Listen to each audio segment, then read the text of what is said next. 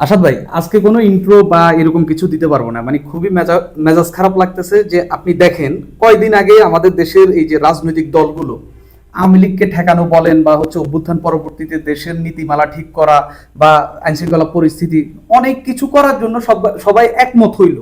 আপনি দেখছেন যে গণ এই যমুনায় গিয়ে হচ্ছে ওই সবাই একসঙ্গে একই টেবিলে বসছে, মনে হচ্ছে বিশাল এক ঐক্য গড়ে তুলছে এবং নির্বাচনের প্রশ্নে কোনো প্রশ্ন থাকবে না। যদিও এখানে মানে মৌলিক কিছু দ্বন্দ্ব তো থাকতেই পারে, কিন্তু আপনি দেখেন এত ঐকমত্য, এত এত কিছু হইল, এখন দেখা গেল কি যখন হচ্ছে এই নির্বাচনের পদ্ধতিগত বিষয় যখন বিভিন্ন দলগুলোর থেকে প্রস্তাব আসা শুরু হইল, কেউ বলছে যে হচ্ছে এতদিন গতানুগতিক যে পদ্ধতিতে আমাদের নির্বাচন হয়েছে এটাতে হচ্ছে কেউ নির্বাচন চাচ্ছে, কেউ চাচ্ছে যে হচ্ছে নতুন পদ্ধতি, যেটা বিভিন্ন দেশে হচ্ছে এই পদ্ধতিটার প্র্যাকটিস হয় কিন্তু আমাদের দেশে হয় না। যেমন যেটাকে সংখ্যানুপাতিক বা আনুপাতিক পিআর পদ্ধতি যেটাই বলেন, হ্যাঁ। তো এই পদ্ধতিটা হচ্ছে মূলত কি আপনি নিশ্চয়ই ভালো করেই জানেন যে হচ্ছে কোনো আসন ভিত্তিক কোনো নির্বাচন নয়, দলের প্রতীকে নির্বাচন হবে, হ্যাঁ, যে যার ভোট পাবে সেক্ষেত্রে আসন বিন্যাস হবে। তো এই যে দেখেন, এটা ধরেন এখনো তো এটি রাজনৈতিক দলগুলোর পক্ষ থেকে নির্বাচন সংস্কার কমিশনের বিষয়ক সংস্কার কমিশনের কাছে এক ধরনের প্রস্তাবনা, ইতিমধ্যেই কিন্তু এটা নিয়ে দুইটা ভাগ হয়ে গেছে। একটা ভাগের অংশে রয়েছে এই বিএনপি, আরেকটা ভাগ ধরেন যে নাগরিক কমিটি বলেন, বৈষম্য বিরোধী ছাত্র আন্দোলন বলেন, জামাত বলেন, ইসলামী আন্দোলন বলেন, এরা। এবং জানা যাচ্ছে যে আওয়ামী লীগও নাকি হচ্ছে সংখ্যানুপাতিক নির্বাচন চায়। এই ঐকমত্যের পরে এই বিভাজনটা আমি একেবারেই ভালো দৃষ্টিতে দেখছি না। এবং অবশ্যই আপনি বলতে পারেন যে হচ্ছে এখানে মৌলিক দ্বন্দ্ব বা এইসব তো থাকবেই। আপনার কাছে কি মনে হয় কোন বিষয়টা আসলে, মানে এই ঐকমত্যের পরে এই দ্বন্দ্বটা কেন আসলো? ঐক্যমত্য আসলে কোন বিষয়ে ঐক্যমত্য হয়েছে? দেশের শান্তি শৃঙ্খলা ফিরবে, এখন এই বিষয়টা নিয়ে তো এখানে পার্থক্য আছে, এটা আপনি ভুলভাবে ডিফাইন করতেছেন। কেমন? ঐক্যমত্যের জায়গাটা ছিল হচ্ছে যে ভারত বাংলাদেশ বিরোধী যে অবস্থান নিয়েছে, ওনারা ওই দিন ওই ঘোষণাটা দিচ্ছে যে বাংলাদেশের রাষ্ট্রবিরোধী বা বাংলাদেশ বিরোধী কোনো কিছুতে অন্য কেউ যদি কিছু করে তারা ঐক্যমত থাকবে, সেখানে তারা একত্রিত থাকবে।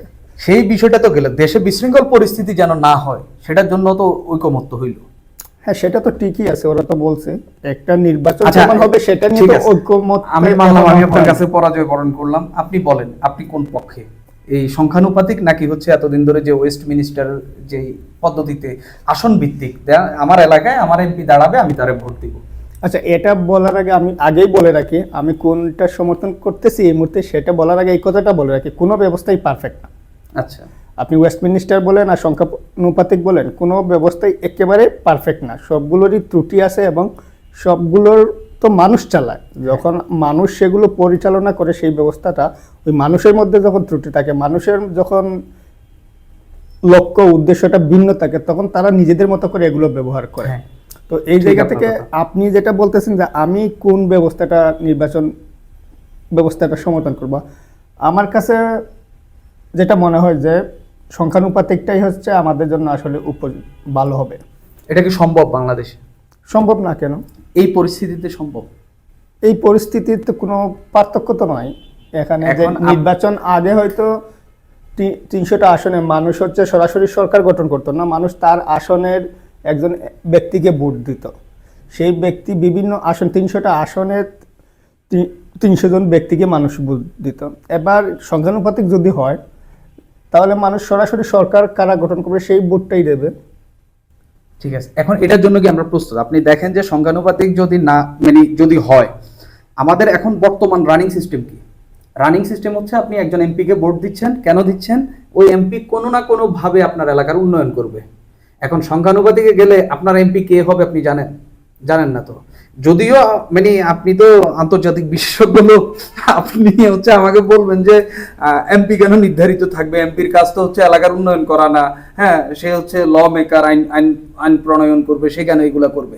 হ্যাঁ, আমরা কি এই সিস্টেমের কি মানে এখনো কি এই সিস্টেম থেকে বের হইতে পারছি কিনা? আপনি দেখেন আমাদের এখনো আমাদের মূল ইয়ে কি, থট কি, এই লোক আমার এমপি, এই লোক আগামী বছর এমপি হয়ে আমার এলাকার এই রোডটা করে দিবে, এটা করে দিবে, সেটা করে দিবে, হ্যাঁ, এগুলাই।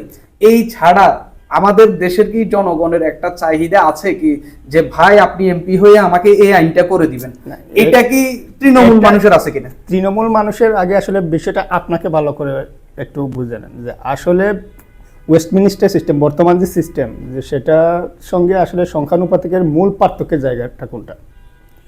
একটাই হচ্ছে যে আমরা বলি এটা গণতান্ত্রিক সরকার বা সংখ্যাগরিষ্ঠের সরকার, সেটা আদতে সংখ্যাগরিষ্ঠের সরকার হয় কিনা যে বর্তমান ব্যবস্থায়।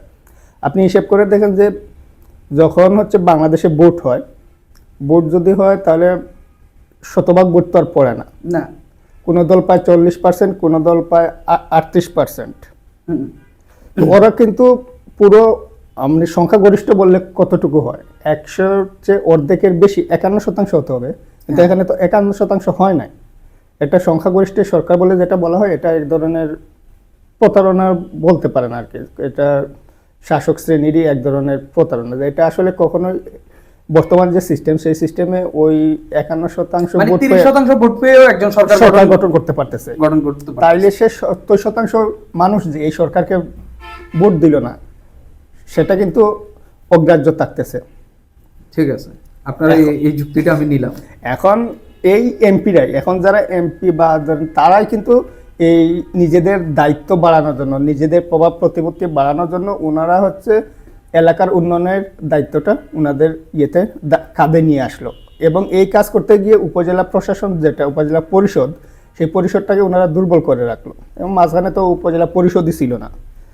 তো এই জায়গায় মেম্বার অফ পার্লামেন্ট, যাদেরকে পার্লামেন্টের কাজ হচ্ছে আইন প্রণয়ন করা মূলত, তো সেই জায়গা থেকে এমপিরা কেন বরাদ্দ নিয়ে পড়ে থাকবে, কোন রাস্তা হবে না হবে সেগুলো নিয়ে পড়ে থাকবে। এবং এমপিদের বদলে যখন যদি এলাকার কাজ, তো এলাকার কাজ তো স্থানীয় সরকারের বিভিন্ন হ্যান্ডস আছে, আপনার ইউনিয়ন পরিষদ আছে, আপনার উপজেলা পরিষদ আছে, পৌরসভাগুলো আছে, সেগুলো সক্রিয় হলে তো মানুষের তো যেটা প্রয়োজন সেটা তো থামতেছে না, সেটা তো চলতেছে। এই ক্ষেত্রে আপনি বলতেছেন যে এমপিদের যে মানে প্রভাব, তারপরে দুর্নীতি, সেটাও কমে আসবে, এরকম অনেক কমে আসবে। এটা হচ্ছে যখন আপনি এলাকা ভিত্তিক ইয়ে থাকবে না, আসন ভিত্তিক ইয়ে থাকবে না, তখন এলাকায় প্রভাব খাটানোর কিংবা হচ্ছে একজন আরেকজনকে গায়েল করার বা টাকা দিয়ে ভোট কেনার যে প্রবণতা, সেটা থাকবে না। কিন্তু আমরা কি এই সিস্টেমের জন্য প্রস্তুত কিনা? আমরা প্রস্তুত, যদি আমরা ওই পথে না যাই তাহলে আমরা বুঝবো কিভাবে আমরা প্রস্তুত না? আমাদেরকে তো পথে নেমে পথটা চিনতে হবে। তার মানে কি ডিবেটে আমার হারাই দিলেন? এখানে হারানোর কিছু নাই, এটা হচ্ছে প্রত্যেকটা। না, আসলে আমি তো ইচ্ছা করেই মানে পরাজয়ের মানে টপিকটাই নিলাম। আচ্ছা, সেটা বিষয় না, বিষয় হচ্ছে আপনি দেখেন নির্বাচন সংস্কার বিষয়ক যে কমিশন, তাদের কাছে প্রস্তাব গেছে, মানে ইতিমধ্যেই দেশের মানুষ জানে বিএনপি প্রস্তাব হচ্ছে যে আগেরটি। আর মানে এই এলাকা ভিত্তিক 300 আসনে তারা 300 প্রার্থী দিবে, ওখান থেকে তাদের 151 জন জিতে আসলে তারা মোটামুটি সংখ্যাগরিষ্ঠ পেয়ে গেল, এককভাবে তারা সরকার গঠন করে ফেললো। বিএনপির প্রস্তাব হচ্ছে এরকম। আর অন্যান্য যত দল আছে বিএনপি ঘরনা, যাদের বিএনপির সঙ্গে জোট নেই, যেমন ধরেন যে এই যে নাগরিক কমিটি বা হচ্ছে বৈষম্য বিরোধী ছাত্র আন্দোলনের তো একটা দল আসতেছে, তাদের প্রস্তাবও কিন্তু সংখ্যানুপাতিক। ইসলামী আন্দোলন তো গত কিছুদিন ধরে গলা ফাটাই যাচ্ছে যে হচ্ছে তারা সংখ্যানুপাতিক চায়, এবং সবচেয়ে বেশি গলা ফাটাইছে কিন্তু তারা। হ্যাঁ, তারপরে হচ্ছে জামাতের প্রস্তাবও নাকি একই, সিপি বাম দলগুলোরও কিন্তু প্রস্তাব নাকি হচ্ছে সংখ্যানুপাতিক।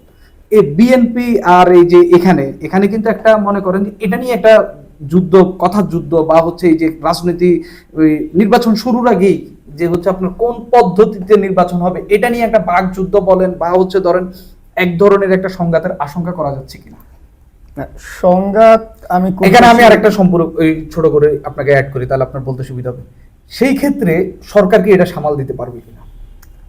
আচ্ছা, এখানে বিএনপির না চাওয়ার কারণটা আপনাকে একটু বুঝে নেন। তাইলে বিএনপি ভাবতেছে এখন ওরা সবচেয়ে বড় দল, নির্বাচনে ওরা সবচেয়ে বেশি আসন পাবে, সে জায়গা থেকে তাদের ইয়ে হচ্ছে যে তারা সংখ্যানুপাতে যেতে চায় না, কোনোভাবে তাদের 2টা সিট কমুক, এটা এরা চায়। এটা হচ্ছে বিএনপির। আর ছোট দলগুলোর সবসময়ই ছোট দলগুলো সংখ্যানুপাতে চায়, কারণ দেখা যাচ্ছে যে বাংলাদেশের অতীত ইতিহাস বলে এই পর্যন্ত নির্বাচনের ইতিহাসে আসলে সবসময় প্রধান দুই দল আওয়ামী লীগ এবং বিএনপি সবচেয়ে বেশি ভোট পাইছে। বাকিরা ধরেন এই দুই দলের মাঝখানে সারা দেশে হয়তো তার কিছু ভোট আছে, হয়তো সবাই মিলেও একটা দলের সমান ভোট পায়নি, পায় না।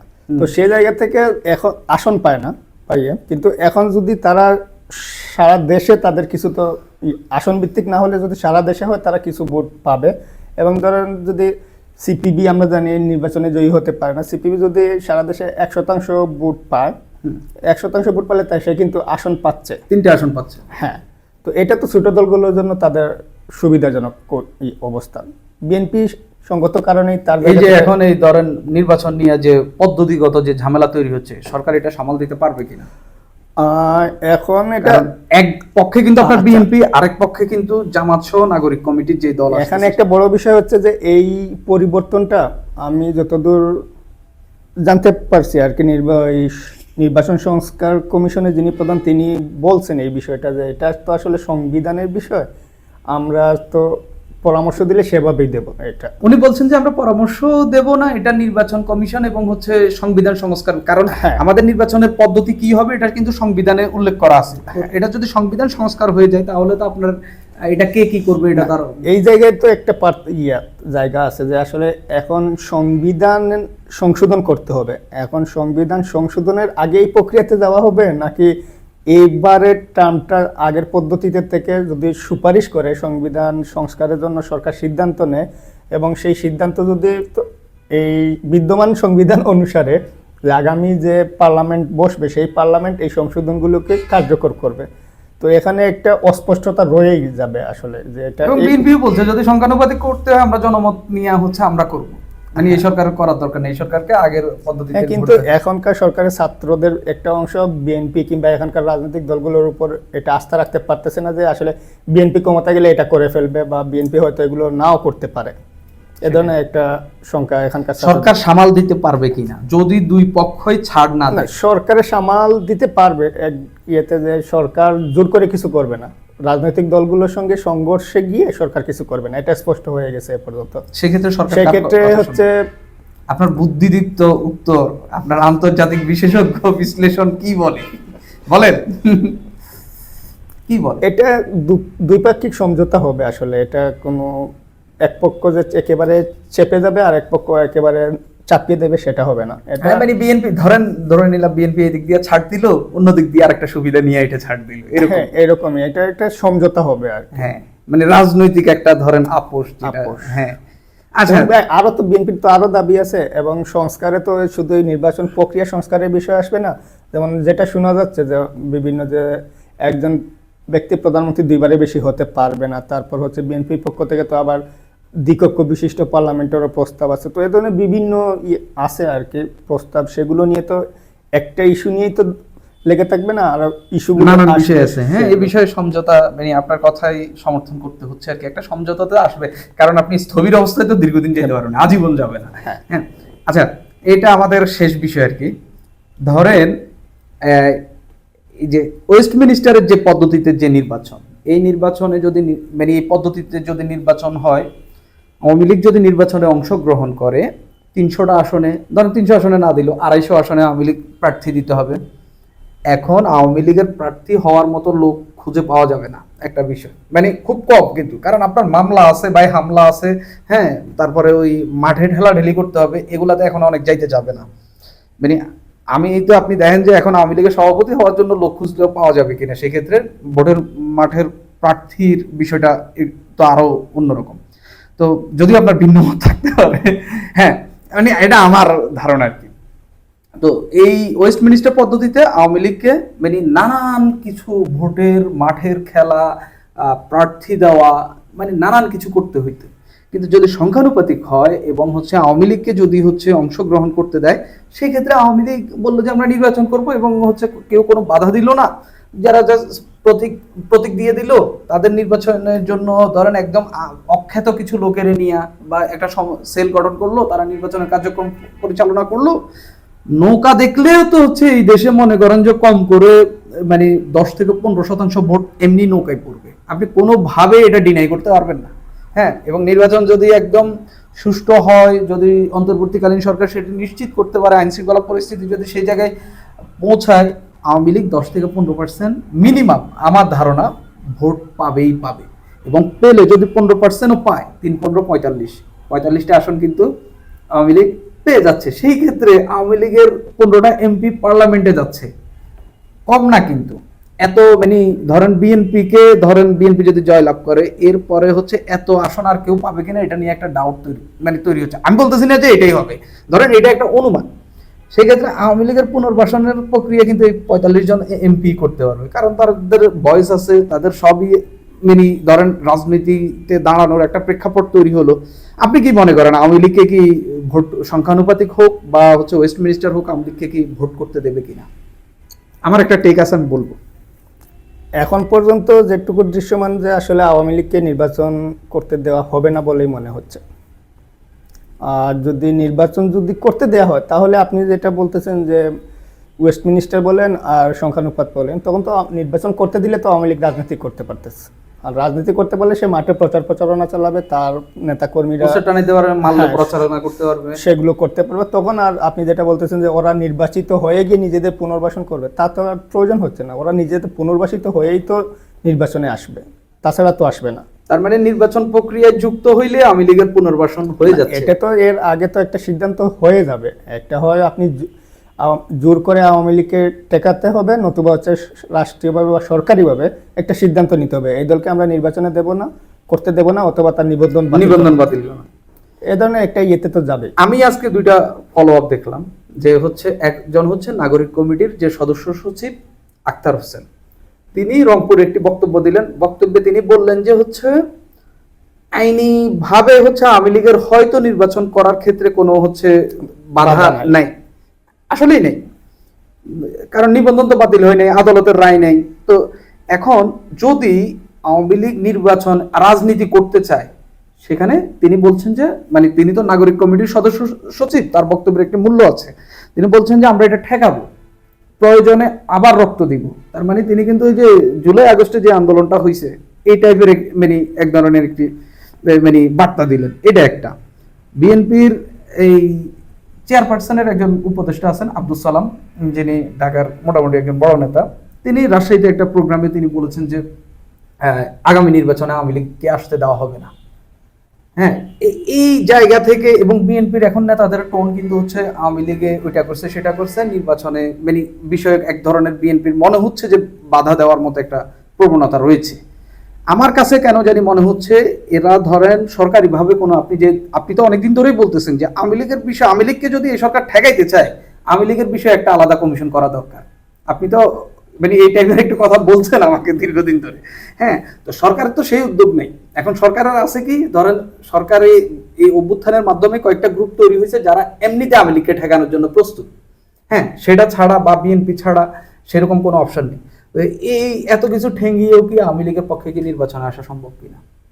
কিন্তু আমি মনে করতেছি যে আওয়ামী লীগ তো আসলে এইগুলোর উপর নির্ভর করবে না। আওয়ামী লীগ যেটা চাইবে সে হচ্ছে তার যে বিদেশি যোগাযোগ, তার সেগুলোর মধ্য দিয়ে এই সরকারকে চাপে ফেলে সে নির্বাচনে আসতে চাইবে, এবং সরকার যদি সেই চাপে নতি করে স্বীকার করে, তাহলে তো সরকার তাদেরকে অনুমতি দেবে। তখন অনুমতি দিলে যেটা সরকার যদি গ্রিন সিগন্যাল দেয় আওয়ামী লীগ মাঠে নামে, তখন দেখা যাবে শক্তি যার বেশি শক্তি সে দাঁড়াতে পারবে। আর তখন মনে হয় না বিএনপি এটা প্রোটেস্ট করবে। যদি সরকারের পক্ষ থেকে গ্রিন সিগন্যাল পেয়ে আওয়ামী লীগ মাঠে নামে, তাহলে বিএনপি সেটার সবচেয়ে বড় কথা, আমেরিকা ভারত যদি জাতীয় নাগরিক কমিটির যে কথাগুলো বলতেছেন, তাদের জনভিত্তি কতটুকু সেটা এখনো স্পষ্ট না। তারা শক্তি হিসেবে কতটুকু রাজনৈতিক শক্তি হয়ে উঠবে সেটা এই মুহূর্তে স্পষ্ট না। শুরুর দিকে যে ইয়েটা ছিল তাদের প্রতি মানুষের আকাঙ্ক্ষার জায়গা, সেটা অনেকটা কমে আসছে। যদিও তারা বলতেছে যে একটা রাজনৈতিক দল তারা ঘোষণা করবে, তখন রাজনৈতিক দল ঘোষণা করার পর তারা যদি এ ধরনের দাবি করে, তখন সেটা মানুষ বলবে আপনারা রাজনীতি করবেন, আরেক দলকে কেন করতে দেবেন না। এই টাইপের এক ধরনের জটিলতা তৈরি হবে। শেষ পর্যন্ত এটা আসলে রাজনীতিতে শেষ বলে কিছু নাই। একটা পর্দার আড়ালে কোনো ধরনের সমঝোতা হয়ে যেতে পারে, যেটা আমরা হয়তো পরে এমনি জানবো না, কিন্তু আমাদের সামনে হয়তো দৃশ্যমান হবে। আমরা 2 দিয়ে 5 মিলাতে পারবো। 2 দিয়ে 5 মিলাবেন? হ্যাঁ, রাজনীতিতে 2 দিয়ে 4 হয় না তো। আজকে কি আর কথা বলবেন? আর না, অনেক বলা হয়ে গেছে। আপনি তো এমনি কথা বলতে চান না। সুপ্রিয় দর্শক, ভুল ভ্রান্তি হলে ক্ষমা করে দিবেন। এটা আমাদের নিয়মিত আলাপ। আবারও আপনাদের কাছে নতুন কোনো বিষয় নিয়ে আসব। সে পর্যন্ত আমাদের সঙ্গেই থাকুন। আর আমাদের কন্টেন্ট কেমন লাগে, কোন বিষয়ে আপনারা কথা শুনতে চান, কার কথা শুনতে চান, আমাদেরকে জানাবেন। আমরা অবশ্যই চেষ্টা করব আপনাদের যে বিষয়ে আপনার কথা শুনতে চান, যার কথা শুনতে চান সেগুলো উপস্থাপন করার। সুপ্রিয় দর্শক, আজ এই পর্যন্তই। সবাইকে ধন্যবাদ।